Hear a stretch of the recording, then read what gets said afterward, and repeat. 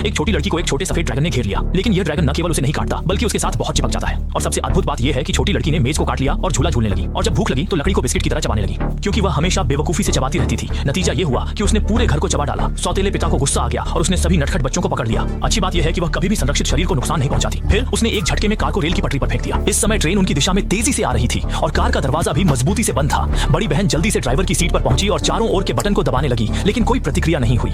छोटी बहन ने आराम से पैर पर पैर रख लिया।